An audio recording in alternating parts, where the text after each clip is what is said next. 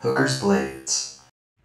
Hey everybody, back again, and today we're doing something a little different. I usually make knives, swords, and axes, as you know, but since I've been getting into the bows, I kind of want to make a sling crossbow style thing. You see, I've seen a lot of these videos from foreign countries, as well as a couple in the US, that for some reason everybody seems to have some of this stuff. This rubber flex tubing. So I'm gonna make a sling crossbow kind of deal.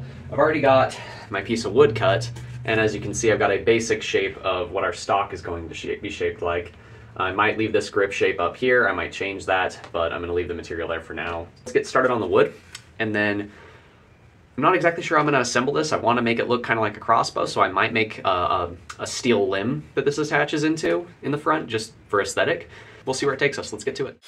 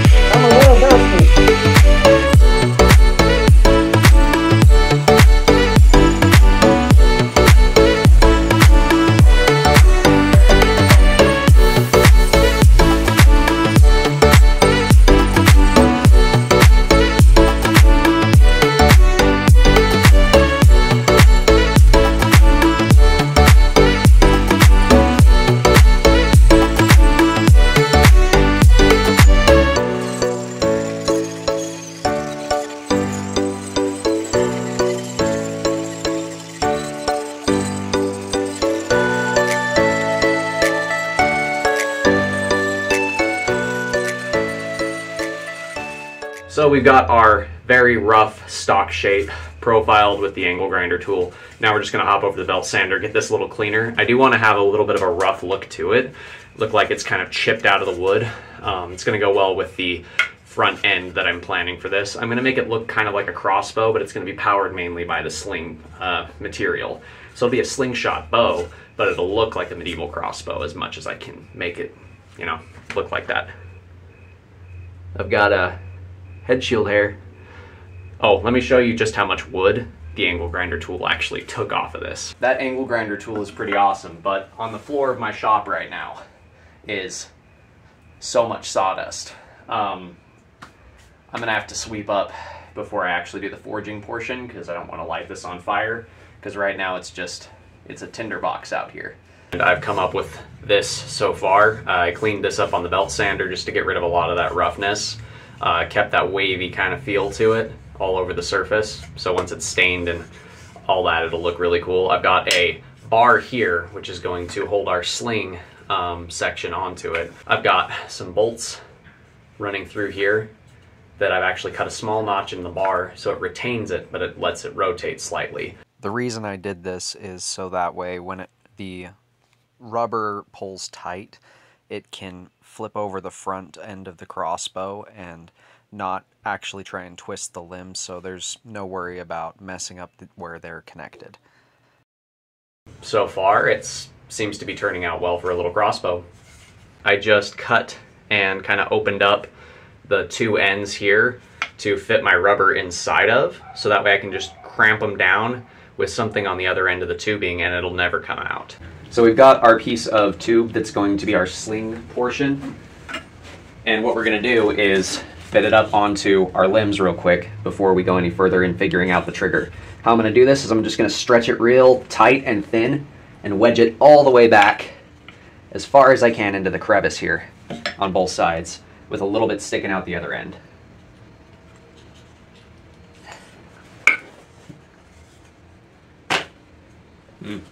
I want more tension than that. So we're going to bring kind of a pre-tension to it and cut some more off. Because we want this to be as strong as we can get it. That's much better. So we have reached our next stage of development here. We've got a groove cut for our bolts. We've got a catch for our bungee here, which will actually act as our trigger. We just have our hand right here and flick that string. You just push up on it and it'll fire. As you can see, I've added a copper latch here. That's actually to hold down on the bolts and act kind of springy a little bit, so that way it forces the string to pull the bolt out of this little knock here and makes it throw with a little more force than it otherwise would. So I've decided on a Danish oil finish for this guy. It's going to help darken that wood up and make it look a little more rustic in terms of the final product. We're also going to do some wood burning, like cross hatch this area, maybe a little bit underneath the stock here. But all in all, so far, it's turning out quite well for a first time attempt at making a little sling bow, just for some fun. This is definitely outside of my wheelhouse, but since I'm still recovering from all the sickness and everything that I've been having lately, figured I'd do a nice, easy woodworking project that's simple and straightforward, and I don't have to fuss too much with anything too hard. Because if I were to try and forge right now, I'd probably drop over exhausted in a few minutes. So we've got our little crossbow here. As you can see, I've got a couple of little makeshift bolts. I'm probably going to put a couple of pieces of tape fletching on the sides of the bolts just to help stabilize them. We're just going to do a simple function test, see if it shoots, see how far it shoots, see how straight they shoot right now, just to see what happens. Makes it almost all the way across the yard. I do feel like if I had some type of fletching on them, it'd make them a lot straighter flying. Yeah, because they kind of flip around in the air right now. So I'm definitely going to want to make some type of fletching system for these. Probably just tape like I did with the arrows, but it's very easy to use. To shoot it, you just push up on this and it throws it. We've got our target right here. We've got our finished crossbow with our packing tape fletched bolts. So let's see if we can hit it, let alone stick these in there. I've just put a point on them on the wood just to see what happens. It's at this point that I realized without any weight in the front, these arrows aren't going to fly straight at all. So I have put some shell casings like I did on the arrows on the fronts. Let's see if that little bit of extra weight on the front makes them fly a little bit flatter and straighter. It did not. So now we've got our rounded tips. Let's see if they do any better. So the way I load this is this slides off to the side, then this cocks up, and then you put this guy right here. You're able to set that right on top, so it sets, and this holds the bolt in place.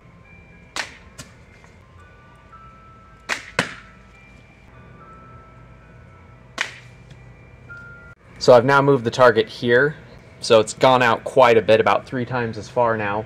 I've tuned the shelf on this because the arrows I noticed were sitting kind of like this and a little kinked. So now I've gone it a lot straighter in there. Let's see what that does.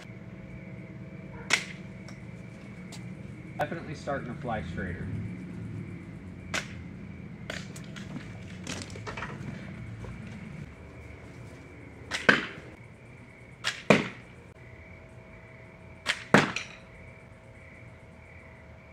Well, it's not the most accurate thing in the world, but it does the job within 5 yards. After about 10 yards, it starts to get a little inaccurate. So now I've gone ahead and put some points on these, now that I know they're flying straight enough to actually start shooting them at stuff. And what we're going to do here is test the points, see if they stick. I know this thing has enough force, but I just want to see if these bodkins actually stick into the target. So, let's find out. Oh, Oh yeah, that's beautiful. That punched right through. That's awesome. I think they're even flying a little bit straighter now that they have the points on them. Heck yeah.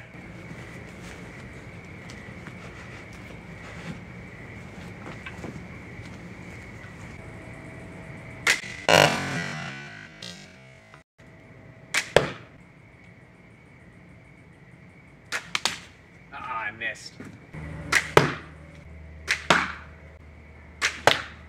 So it carries a decent amount of force for being just a little spring-loaded crossbow. These little arrows are working better and better every time I modify them. So since we added more weight to our arrowheads, I figure we might as well add more tension to the crossbow. I basically took one piece, doubled it over, and twisted it with itself, and it is now much stiffer. So let's see if that added power makes a difference. I'm sure it will, but will it be for our detriment, or will it actually help us? That's going to be the key question here. So what I did is I went ahead and put some more electrical tape on there. Let's see if it has more power, or if it shoots properly now, or if I just screwed it up by changing the string.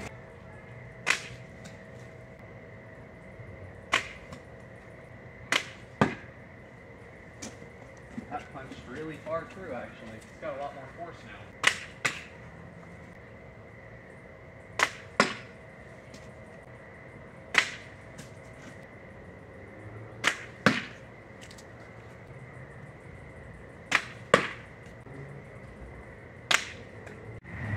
So that's our finished bow build. I hope you guys like what you see. If you do, go ahead and hit subscribe and like down below, and yeah, I'll be back to forging blades and all that fun stuff here in no time. But let your friends know, let your enemies know. God bless. Stay sharp out there.